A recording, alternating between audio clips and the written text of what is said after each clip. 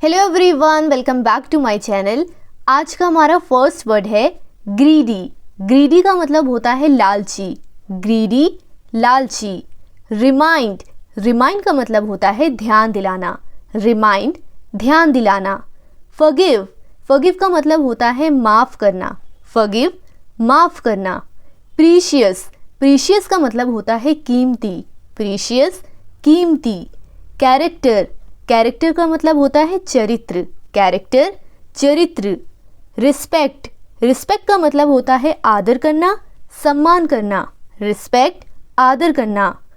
Confidence, confidence का मतलब होता है आत्मविश्वास। कॉन्फिडेंस, आत्मविश्वास।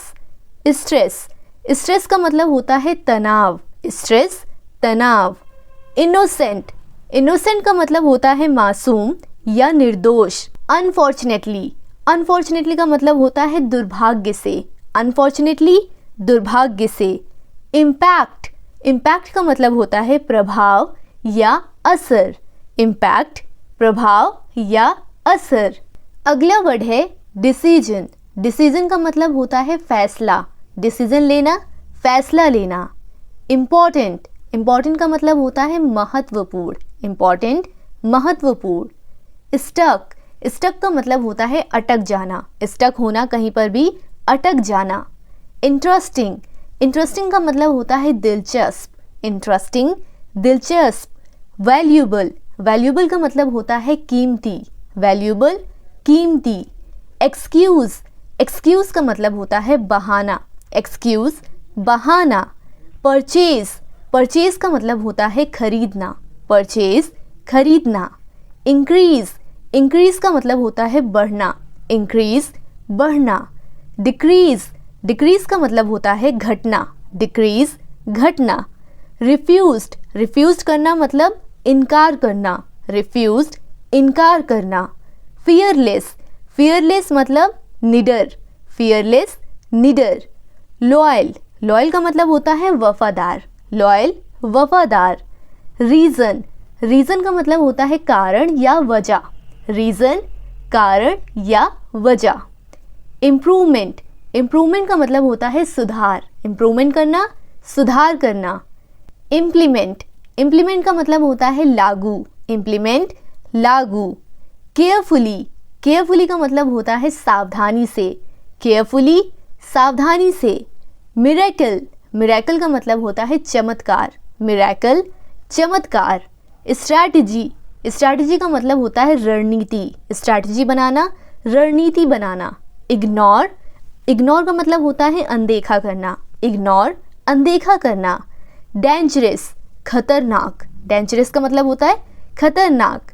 नेबर, नेबर किसको कहते हैं? जो हमारे घर के आसपास रहते हैं, जो हमारे पड़ोसी होते हैं। ठीक है, नेबर, पड़ोसी। सजेशन, सजेशन का मतलब होता है सुझाव देना। सजेशन, सुझाव देना। डिस्ट्रॉय, डिस्ट्रॉय करना मतलब ख़त्म करना, नष्ट करना। डिस्ट्रॉय का क्या मतलब होता है? ख़त्म करना या नष्ट करना। डिफ़िकल्ट, डिफ़िकल्ट का मतलब होता है कठिन या मुश्किल काम। डिफ़िकल्ट, कठिन या मुश्किल। पेरेंट्स, पेरेंट्स का मतलब होता है माता पिता। पेरेंट्स, माता पिता। ग्रैंड पेरेंट्स, ग्रैंड पेरेंट्स का मतलब होता है दादा दादी।